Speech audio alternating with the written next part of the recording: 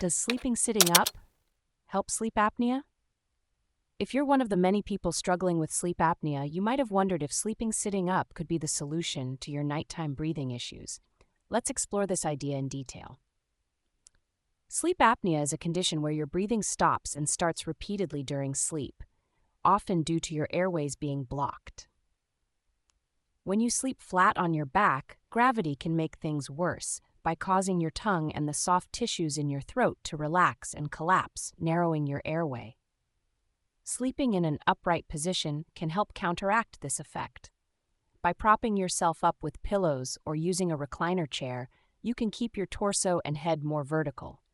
This can prevent your airway from collapsing, allowing you to breathe more easily and reducing the frequency of apnea episodes. For people with positional obstructive sleep apnea, sleeping upright can be particularly beneficial. POSA is a type of sleep apnea that occurs mainly when you sleep on your back.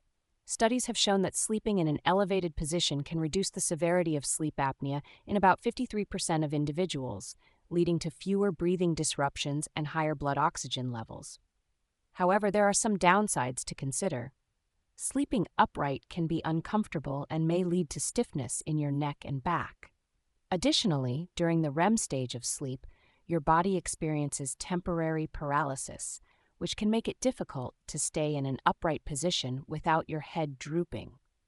While sleeping upright can provide temporary relief, it is generally recommended as part of a broader treatment plan, rather than the sole solution. The American Academy of Sleep Medicine suggests using positional therapy in combination with other treatments like positive airway pressure, PAP, for more effective management of sleep apnea.